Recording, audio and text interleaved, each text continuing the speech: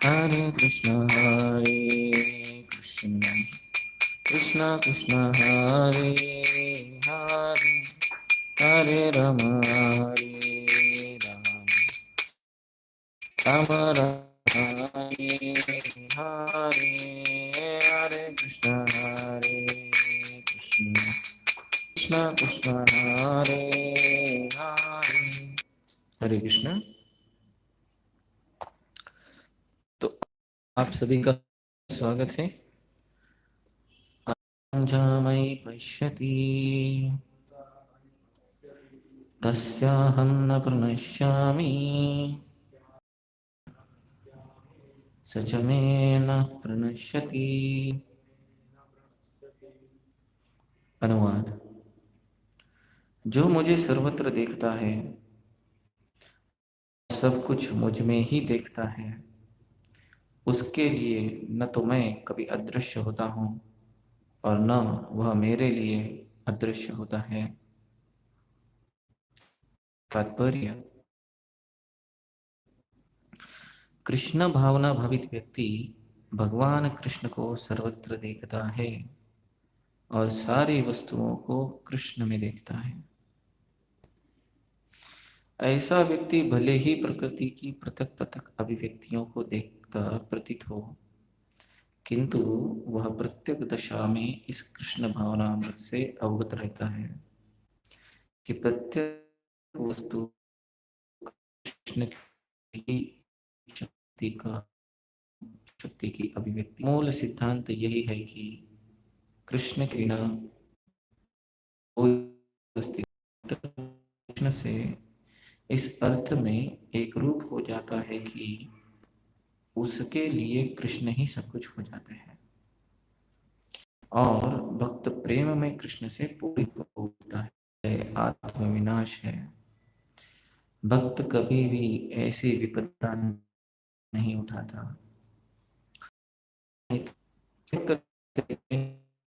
हम सुंदर यही बात योगी के लिए भी वह अपने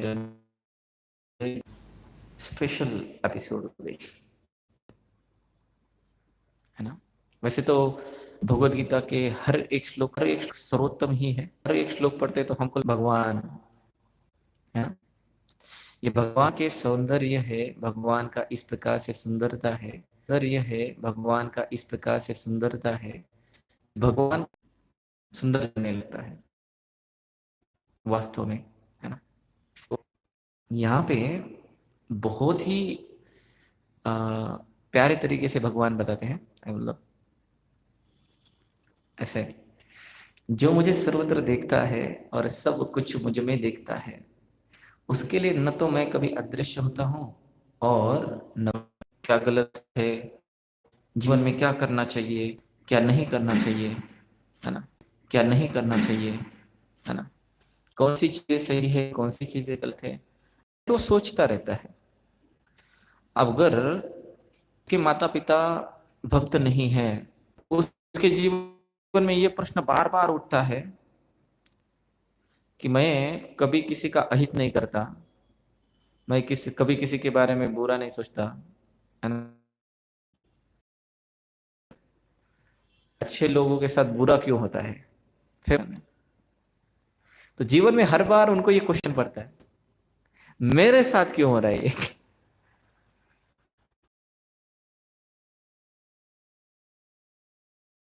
ऐसे गौर निताय की जय।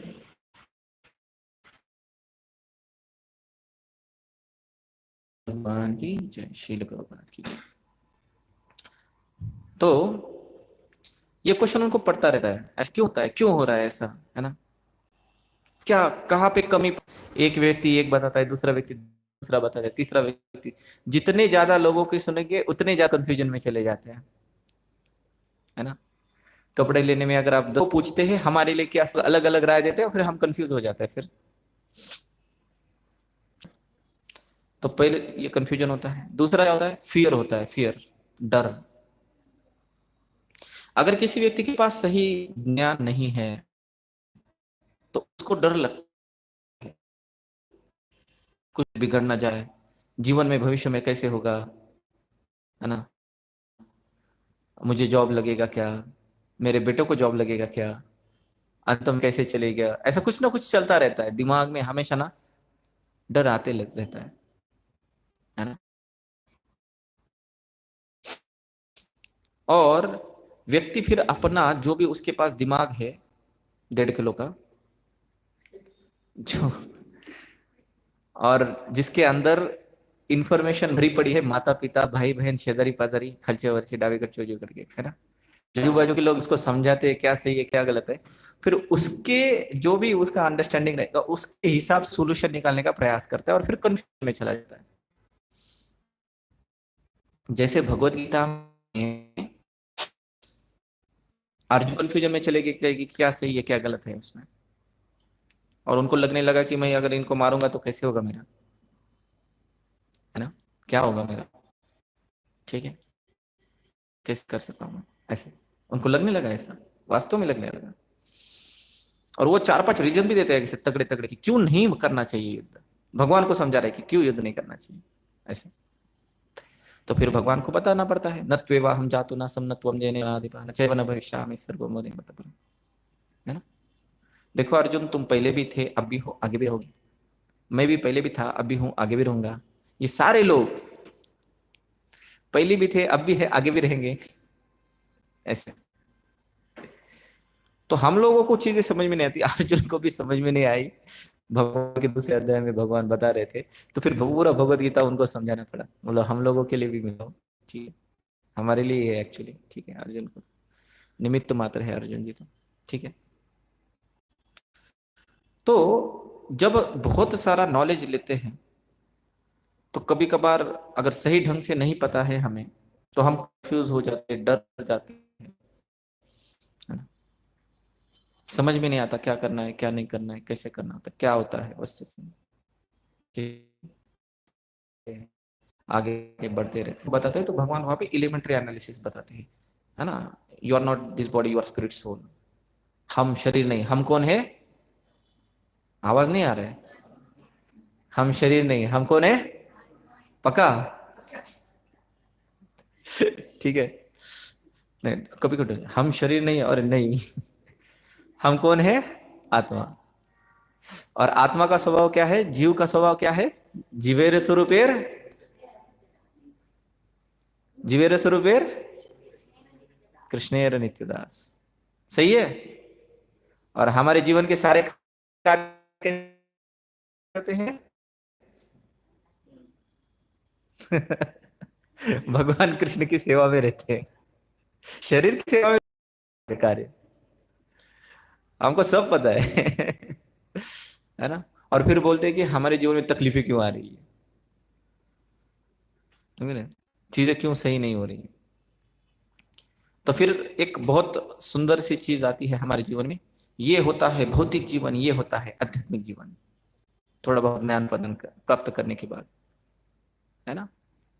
तो फिर हमारा ड्यूअल पर्सनैलिटी हो जाता है, जब भक्त रहेंगे तिलक लगाएंगे धोती कुर्ता पहनेंगे, है ना, ट्रेडिशनल एकदम, है ना, थोड़ा सा आप मटेरियल लाइफ प्रैक्टिकल जीना चाहिए, है ना। डिवोर्स होते हैं कभी कभार अज्ञान के कारण हम लोग, है ना, ऐसा सोचते हैं कभी कभी। तो इस चीज को भगवान जो है बहुत स्पष्ट रूप से क्लियर करते हैं, हर चीज मुझ में समाहित है और हर चीज का उगम करता मैं हूं, है ना? ऐसा भगवान समझाते हैं। और भी भगवान अर्जुन को बताते हैं, न किंचित अस्ति धनंजय, ऐसे भगवान बताते हैं भगवद गीता में, है ना, नातर परतरम अन्य न किंचित अस्ति धनंजय, ऐसा वर्ड है भगवान बता रहे हैं, नातर परतरम नान्य न किंचित अस्ति धनंजय, ऐसा भगवान बताते हैं अर्जुन जी को, चित भी ऐसी चीज नहीं है जो मुझसे अलग है या मुझसे परे है या मुझसे हटके है, मत परतरम नान्य न किंचित अस्ति धनंजय। इसका अर्थ यह होता है कि वास्तव में भौतिक तत्व अस्तित्व में ही नहीं है। हम बोलते हैं ना भौतिक जीवन है, बहुत बहुत सारे ऐसा है ना। भी स्थिति में किसी भी समय में अगर भगवान कृष्ण की सेवा में मग्न है, किसी भी स्थिति में, तो भौतिक नहीं रह सकती कभी। ये संभव माने, अगर कोई भी व्यक्ति अपने शरीर से संबंधित व्यक्तियों को जैसे कि मेरे शरीर से ये पुत्र प्राप्त हुआ है तो ये मेरा है, मैं इस माता पिता से मेरा शरीर प्राप्त हुआ है तो ये माता पिता मेरे है ना, ये मेरे रिलेटिव, मम्मी वाला कंसेप्ट। तो जब अगर करूंगा मतलब सुख होता है, अगर मुझे अच्छा खाने को मिला, अच्छा देखने को मिला, अच्छा सुनने को मिला तो मैं सुखी हूँ। इस शरीर को अगर कष्ट नहीं हो रहा, या इस शरीर से संबंधित शरीरों को कष्ट नहीं होने, तो फिर वो भौतिक है, फिर वो भौतिक जीवन है। बिकॉज जो नहीं है हम उसको हमारा है ऐसा समझ रहे हैं। और तब आता है ड्युअलिटी। ड्युअलिटी मतलब द्वंद्व। द्वंद्व मतलब मुझे लॉस हुआ, मुझे गेन हुआ, जय हो, मेरा पराजय हुई, सुख प्राप्त हो रहा है, मुझे दुख प्राप्त हो रहा है। बैठ के ऐसा प्रभु जी आप सही हो, आप गलत हो, ये सेवा सही है, ये सेवा गलत नहीं, ऐसे नहीं, ये ऐसे कहते हैं ना, ऐसा डिस्क्रिमिनेशन पावर आ जाता है फिर, है ना, ऐसे। और फिर पुनरपि जन्म पुनरपि मरणम पुनरपि जन्य जठे शयनम चलता रहता है, कि वो तब जाके कर्म लगता है फिर वो की संतुष्टि के लिए। इसको बोलते हैं सेल्फ ग्रेटिफिकेशन, और दूसरे को बोलते हैं एक्सटेंडेड सेल्फ ग्रेटिफिकेशन। अगर खुद को संतुष्ट कर रहे हैं मतलब शरीर को, तो उसको बोला जाता है सेंस ग्रेटिफिकेशन। और खुद के शरीर से संबंधित शरीर को अगर ख्याल रख रहे हैं सिर्फ सिर्फ, तो उसको बोलते हैं एक्सटेंडेड सेल्फ ग्रेटिफिकेशन। तो फिर क्या होता है, द्वंद्व आते हैं। और फिर क्या होता है, भगवान बताते हैं भगवद गीता में क्या, नैवम पापम अवाप्यसे, भगवान बताते हैं सुख दुख के समय त्वा लाभालाभ हो जय जय, तो युद्धाय नैवम पापम अवाप्यसे, है ना, लाभ को पाप नहीं लगेगा। और अगर हम ऐसा नहीं करेंगे, शरीर के स्तर के ऊपर कार्य करेंगे, तो डेफिनेटली पाप लगेगा या फिर कर्म बंधन लगेंगे और इधर घूमते रहेंगे। और जो व्यक्ति इस तत्व को समझता है, जैसे भगवान ने बताया है अर्जुन को, है ना, मत्तः परम नान्यत् न किंचित अस्ति धनंजय, या अहम सर्वस्य प्रभो, है ना। और कितना स्पष्ट रूप से कह रहे हैं कि मुझसे कोई अधिक तत्व नहीं है, हर चीज मुझसे ही आती है, मुझसे परे कौन सी भी चीज नहीं है, सभी चीजों का परम भोक्ता मैं हूं। बार बार बार बार भगवान समझा, बहुनाम, लाखों करोड़ों जन्म लेने, करोड़ों करोड़ों ब्रह्मांड भ्रमित को न भाग्यवान जी, है ना, लाखों करोड़ों जन्म लेने के बाद किसी व्यक्ति को थोड़ा बहुत नॉलेज प्राप्त हो, वेदों का नॉलेज, ऊपर करोड़ों ज्ञानियों में से बहुत खर्च होने के बाद समझ में आता है वासुदेव सरस्वती, सब कुछ ऐसे महात्मा बहुत बहुत दुर्लभ होते हैं,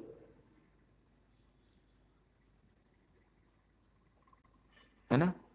क्योंकि जब ये चीज पता चलती है ना, स महात्मा दुर्लभ वासुदेव सर्वमिति, जब ये चीज पता चलती है, या मत्त प्रथम नान्यत न किंचित अस्ति धनंजय, मुझसे कोई भी चीज किंचित भी नहीं है, ये पता चलता है। अहम सर्व प्रभु, अहम सर्वस्य प्रभु मत्त प्रभु सर्व प्रवर्तते, सब कुछ मुझसे ही प्राप्त होता है, या सब कुछ मुझ में ही विराजमान है, ये जब पता चलता है, अहम भोक्तारम यज्ञ तपसाम, केवल मैं ही परम भोक्ता हूं, हम नहीं हैं सोल, या जीवे रस रूप कृष्ण नित्यदास। ये चीज जब प्राप्त होती है, व्यक्ति को समझ में आती है ना, तो उसके लिए कोई आध्यात्म भौतिक जीवन रहता ही नहीं है कभी, वास्तव में नहीं होते उनके लिए कि जहां पे भगवान नहीं है, और वो भगवान की सेवा नहीं कर सकते। कोई भी कार्य ऐसा नहीं होता जहां पे वो भगवान की सेवा नहीं कर सकते, है ना। वो किसी में दोष ही नहीं देख पाते कभी,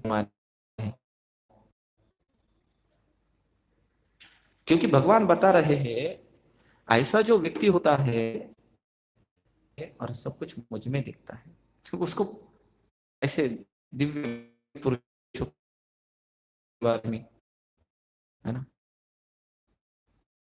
है ना, उसके लिए ब्राह्मण, चांडा, कुत्ता और कोई भी व्यक्ति, प्राणी, पशु, पक्षी, उसके लिए पंडित समदर्शिता, ऐसा पंडित व्यक्ति सभी को समान दृष्टि से देखता है। उसके लिए कोई नहीं, ये श्रेष्ठ नहीं है, ये कनिष्ठ नहीं है, ये बड़ा नहीं है, ये छोटा नहीं है, ये सही है, ये गलत, ऐसा कुछ नहीं रहता उनके लिए। क्यों? क्योंकि वो क्या करते हैं, सर्वत्र भगवान को देखते हैं और हर कुछ भगवान में देखते हैं, है ना। अब इसके आगे का जो चीज है वो हमारे लिए महत्व है। उसके लिए न तो मैं कभी अदृश्य होता हूं और न वो मेरे लिए कभी अदृश्य होता है, मतलब सदैव विराजमान रहते हैं, किधर है भगवान। सोचते हैं शायद हम करेंगे चैंटिंग या फिर सेवा करेंगे तो शायद मृत्यु के पश्चात करेंगे भगवान को,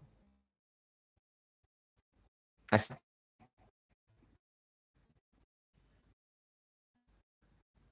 जीव कभी अदृश्य नहीं होता है, या जीव के लिए भगवान कभी नहीं है, ऐसा स्थिति नहीं होता है, ना इस लोक में, ना परलोक में, ना किसी भी लोक में। क्योंकि वो उसको समझता है कि भगवान के अतिरिक्त कुछ है ही नहीं, है ना। ये बहुत प्यारी चीज है, बहुत बहुत ही सुंदर तत्व है ये, वास्तव में कभी।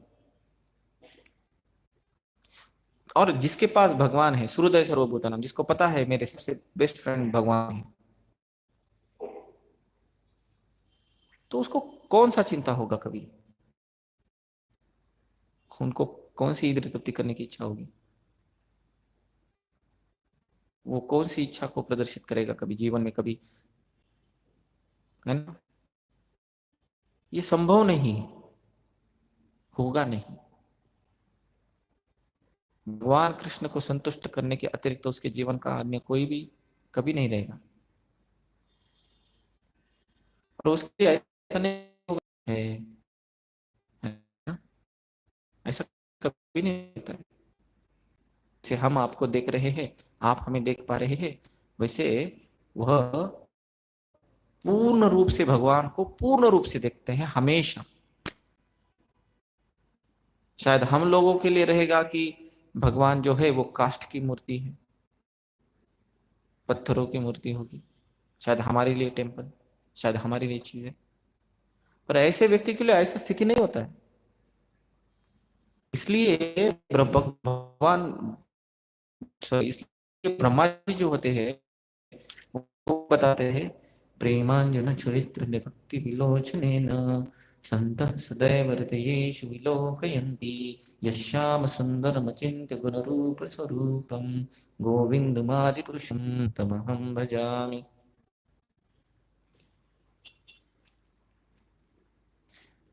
ऐसे लोग जब उनको पता चलता है कि भगवान ही सर्वत्र है, और मेरे लिए उनको ऐसा कोई जगह नहीं होता है, कोई स्थिति नहीं होता है कि उनके लिए भगवान नहीं है, वो वह अपनी आंखों को प्रेम का अंजन, और पूर्ण रूप से भगवान कृष्ण के साथ रहे, फिर पूर्ण रूप से हमेशा, और भगवान भी उनके साथ रहते। तो जब कोई हमें, जिनके कार्य पूर्ण रूप से भगवान कृष्ण को समर्पित,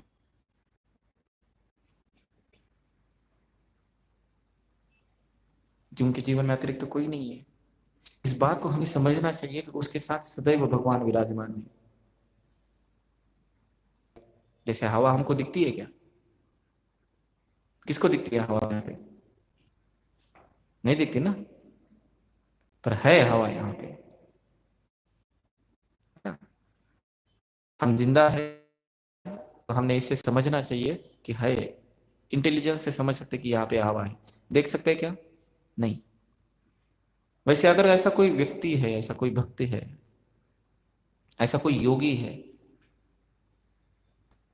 जो इस तत्व को समझता है कि भगवान कृष्ण की सेवा करना ही जीवन का सर्वोच्च लक्ष्य है और उसी में अपने, तो उस व्यक्ति के लिए कोई अलग से एक भगवान के साथ रहता है और भगवान हमेशा से उनके साथ रहते हैं। जय जीवन में हमेशा से किसी भी स्थल पे कृष्ण की सेवा की जाए, इसका यत्न करना चाहिए। तो हमारे लिए भगवान हमेशा से हमारे साथ रहेंगे। तो ये डिप्रेशन डर, और अगर कोई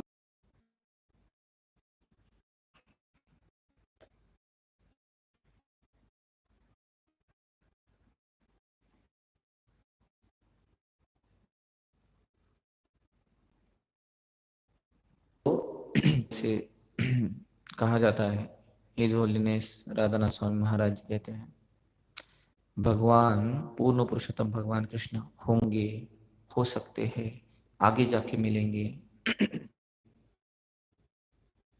ऐसे नहीं है।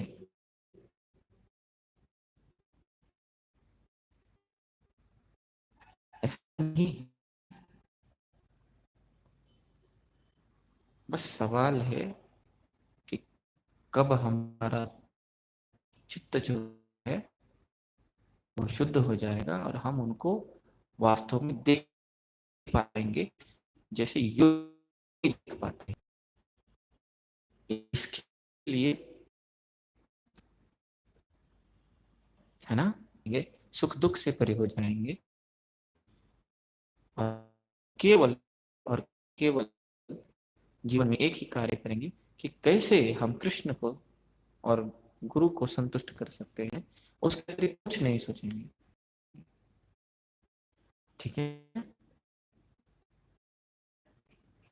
तो आज तो आप सभी का बहुत बहुत बहुत धन्यवाद।